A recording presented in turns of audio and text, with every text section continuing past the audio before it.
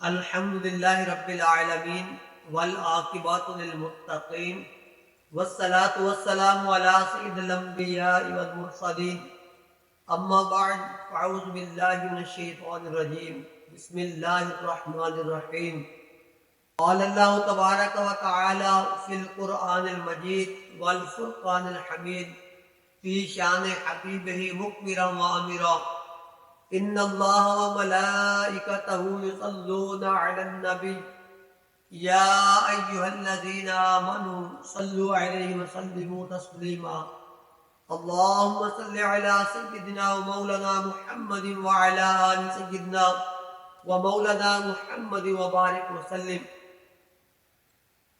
درود کے بارے میں بے شمار حدیث وارد ہیں۔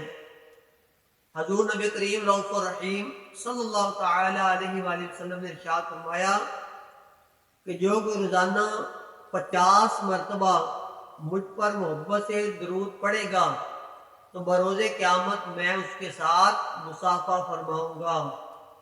صلو علی الحبیب صلی اللہ تعالی علی محمد۔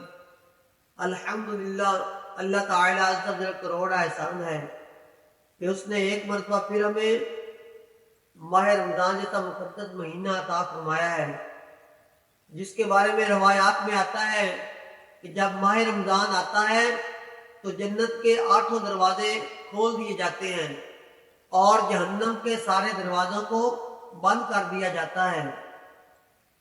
اللہ تعالیٰ کا کروڑ احسان ہے کہ جو کوئی ماہ رمضان کے اندر ایک فرض ادا کرتا ہے، اللہ تعالیٰ اس کو 70 فرائض کے برابر ثواب عطا کرتا ہے۔ جو کوئی اس ماہ مقدس کے اندر ایک نفل ادا کرتا ہے، اللہ اس کا ثواب فرض کے برابر عطا کرتا ہے۔ جیسے ماہ رمضان آتا ہے تو ہر طرف بہاریں آ جاتی ہیں، ہر چہرہ خوشی سے کھلکھلا جاتا ہے۔ جیسے ہی ماہ رمضان آتا ہے تو شیاطین کو زنجیروں سے جکڑ دیا جاتا ہے۔ کیا بہاریں لے کے آتا ہے! صبح تہجد کی نماز ادا کرنا، اس کے بعد سحری کرنا اور اس کے بعد قرآن کی تلاوت اور ذکر و اذکار کرنا اور اس کے بعد نماز فجر با جماعت ادا کرنا اور اس کے بعد اللہ کا ذکر کرنا اور اس کے بعد اشراق اور چاشت کی نماز ادا کرنا اور اس کے بعد آرام فرمانا، اس کے بعد روزی روٹی کے لیے پھیل جانا۔ جب ظہر کا وقت آتا ہے تو ندا کرنے والا ندا کرتا ہے، حی علی الصلاۃ، آؤ نماز کی طرف، حی علی الفلاح، آؤ فلاح کی طرف۔ لوگ سب کام چھوڑ کر اللہ کے گھر یعنی مسجد کی طرف روانہ ہو جاتے ہیں۔ مسجدیں بارونق ہو جاتی ہیں، ساری مسجدوں کی رونقیں عام دنوں سے کئی گنا بڑھ جاتی ہیں، ہر طرف گہما گہمی ہوتی ہے، سب لوگ مسجد کی طرف چل رہے ہوتے ہیں۔ جب انسان ظہر کی نماز ادا کرتا ہے تو اس کے بعد پھر روزی روٹی کے لیے پھیل جاتا ہے اور اس کے بعد نماز عصر کا ٹائم ہوتا ہے تو دنیاوی مشغولات کو چھوڑ کر اللہ کی یاد کے لیے اللہ کے گھر یعنی مسجد میں آ جاتے ہیں، نماز عصر ادا کرتے ہیں۔ نماز عصر با جماعت ادا کرنے کے بعد پھر روزی روٹی کے لیے پھیل جاتے ہیں اور جب غروب آفتاب کا وقت ہوتا ہے تو سارے جہان کے کام چھوڑ کر افطاری کا اہتمام کرنے کے لیے گھروں کی راہ اختیار کرتے ہیں اور افطاری اپنے گھر والوں کے ساتھ بیٹھ کے کرتے ہیں۔ اللہ عز و جل کتنا کروڑ احسان ہے کہ اس نے ہمیں یہ مقدس مہینہ عطا فرمایا۔ حضرت موسیٰ علیہ نبینا علیہ السلام سے اللہ تعالیٰ نے ارشاد فرمایا کہ میں نے 2 نور عطا فرمائے ہیں، ایک نور رمضان اور ایک نور قرآن ہے۔ یہ دونوں نور میں نے ان کے محمدیہ کو عطا کیے ہیں۔ قربان جائیں اللہ عز و جل کی رحمت کے کہ ہم جتنے بھی گناہ گار ہیں، تو پیارے آقا نے فرمایا کہ جب ماہ رمضان آتا ہے تو ایک دن کے اندر روزانہ 60,000 لوگوں کو آزاد کیا جاتا ہے۔ رمضان المبارک آتا ہے تو اپنے ساتھ رحمتیں اور برکتیں لے کے آتا ہے۔ ہر نیکی کا ثواب کئی گنا بڑھا دیا جاتا ہے، اور جو انسان اللہ کے رضا کے لیے کوئی بھی کام کرتا ہے تو اس سے اللہ راضی ہو جاتا ہے۔ جب یہ ماہ مقدس آتا ہے تو لوگ عام دنوں کے بجائے اس کے اندر صدقہ خیرات زیادہ کرتے ہیں، اپنی زکوٰۃ نکالتے ہیں، صدقہ فطر ادا کرتے ہیں، لوگوں کو سحریاں کرواتے ہیں، لوگوں کو افطاریاں کرواتے ہیں۔ یہ اجر و ثواب کا ایک ذریعہ ہوتا ہے۔ اللہ ارشاد فرماتا ہے جو بندہ میرے دیے رزق حلال میں سے 1 روپیہ میری راہ میں خرچ کرتا ہے، میں رب ہو کے اس کو 10 گنا دنیا میں عطا کروں گا اور 70 گنا اس کے لیے آخرت میں بچا کے رکھوں گا۔ لیکن افسوس کا مقام کہ ہم ماہ رمضان کے اندر اپنی عبادات ادا کرتے ہیں۔ حقیقت میں ماہ رمضان ہمیں پیغام دے کے جاتا ہے کہ اے بندگان خدا، اصل تمہارا زندگی گزارنے کا یہ طریقہ کار ہے۔ کاش کہ اللہ ہمیں جیسے ماہ رمضان گزارتے ہیں اس طرح باقی سارا سال گزارنے کی توفیق خیر عطا فرمائے۔ اس ماہ مقدس کے اندر لوگ رشتہ داروں، عزیزوں، پڑوسیوں، یتیموں، بیواؤں اور غریبوں مساکین کی مدد کرتے ہیں۔ اللہ تعالیٰ ہمیں یہ جذبہ سارا سال اسی طرح رہنے کی توفیق خیر عطا فرمائے۔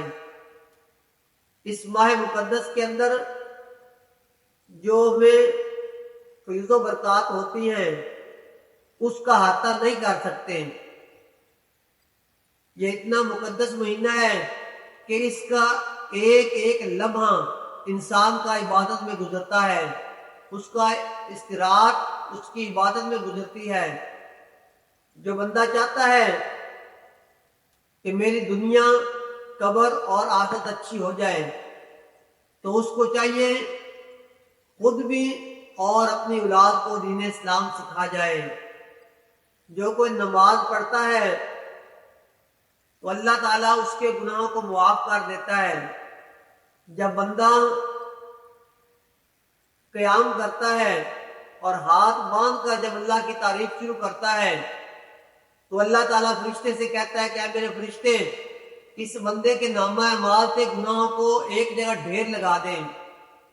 جب وہ فرشتہ ایک جگہ ڈھیر لگا دیتا ہے، بندہ رکوع و سجود کرتا ہے اور اس کے بعد جب سلام پھیر کر دعا مانگتا ہے، دعا مانگنے کے بعد جب واپسی کا راستہ اختیار کرتا ہے تو فرشتہ کہتا ہے یا اللہ، اگر تیرا حکم ہو تو میں ان تمام گناہوں کو بندے کے نامہ اعمال میں دوبارہ اندراج کر دوں۔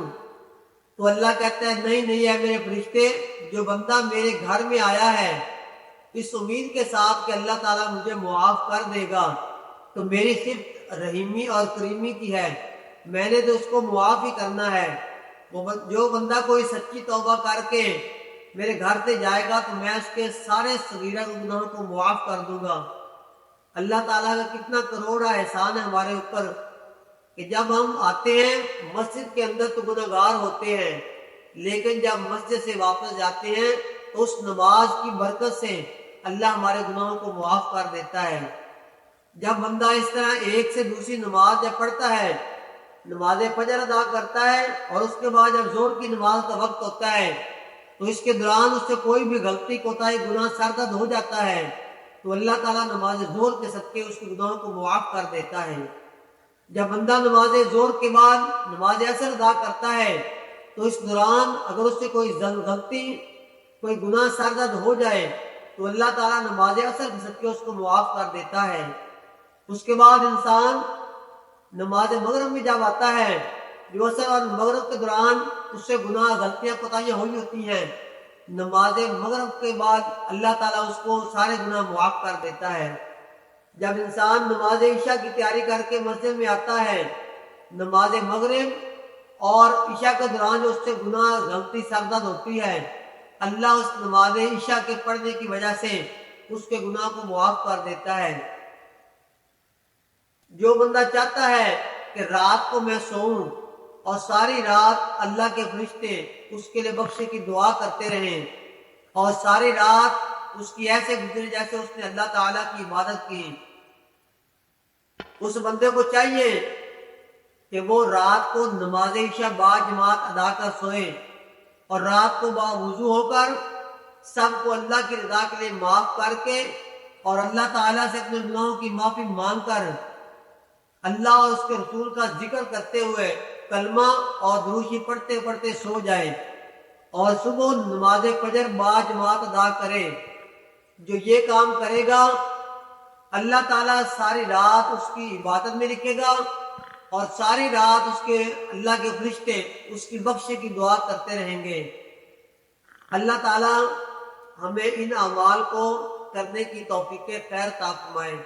ہم اور ماہ رمضان اس کا ایک ایسا سنگ میل ہے کہ جب ماہ رمضان آتا ہے تو اپنی جو فیض و برکات لے کے آتا ہے، لیکن افسوس کا مقام کہ جب ماہ رمضان جاتا ہے تو ہم اپنی روٹین کو پہلے جیسی روٹین پہ لے آتے ہیں۔ حقیقت میں ماہ رمضان ہمیں یہ میسج، یہ پیغام دے کے جاتا ہے کہ اے بندگان خدا، اپنی زندگی کو گزارنے کا جو اصل طریقہ ہے وہ یہ ہے کہ ہر وقت اللہ اور اس کے رسول کے ذکر میں رہیں، اپنے ہر کام کا آغاز بسم اللہ الرحمن الرحیم پڑھ کے کریں، کام کرتے رہیں، محنت مزدوری کرتے رہیں، لیکن زبان اپنی پر کلمہ اور درود پاک کا ورد جاری رکھیں۔ اس کے 5 فائدے ہوں گے۔ سب سے پہلا فائدہ کہ وہ ٹکڑا جس کے اوپر ہم ذکر کریں گے وہ بروز قیامت بول کے کہے گا، یا اللہ یہ تیرا بندہ میرے اوپر کام کرتا تھا، میرے مزدوری کرتا تھا، لیکن زبان پر تیرے محبوب کا ذکر کرتا تھا۔ دوسرا فائدہ، مرتے ہوئے ہمیں کلمہ نصیب ہوگا، جس کا یہ طریقہ کار ہوگا کہ کثرت سے کلمہ دروشی پڑھتا ہوگا، اللہ تعالیٰ اس کی زبان کے اوپر کلمہ اور دروشی آخری وقت جاری کر دے گا۔ تیسرا فائدہ اس کا قبر کے اندر ہوگا کہ جب قبر میں جائیں گے تو وہاں کوئی روشنی نہیں ہوگی، لیکن جو کثرت سے کلمہ دروشی پڑھنے والے ہوں گے وہ ان کی قبریں روشن ہوں گی، کلمہ دروشی ان کی وہاں پر مدد کریں گے، ان کو روشنی پہنچائیں گے، راحت اور سکون عطا کریں گے، اللہ کے عذاب سے نجات دلائیں گے۔ چوتھا فائدہ میدان معاشر کے اندر ہوگا، جس دن اللہ کے عرش کے سوا ٹھنڈا سایہ کوئی نہیں ہوگا۔ جو کہ دنیا میں رہ کر کثرت سے کلمہ اور دروشی پڑھتا ہوگا، اللہ کے فضل و کرم سے وہ کلمہ اور دروشی اس کو اللہ کے عرش کا ٹھنڈا سایہ عطا کریں گے اور آخرت میں اس کو جنت کی نعمتوں سے نوازا جائے گا۔ کلمہ اور دروشی پڑھنے والے کو جہنم کی آگ میں جلایا نہیں جائے گا۔ اللہ تعالیٰ سے دعا ہے کہ اللہ تعالیٰ جس طرح ہم نے اس ماہ مقدس کو گزارا ہے اس طرح باقی 11 مہینے ایسے ہی اپنی زندگیوں کو قرآن و سنت اور دین اسلام کے مطابق گزارنے کی توفیق خیر عطا فرمائے۔ اللہ تعالیٰ سے دعا ہے کہ اللہ تعالیٰ ہمیں با عمل مسلمان بنائے۔ وما علینا الا البلاغ المبین۔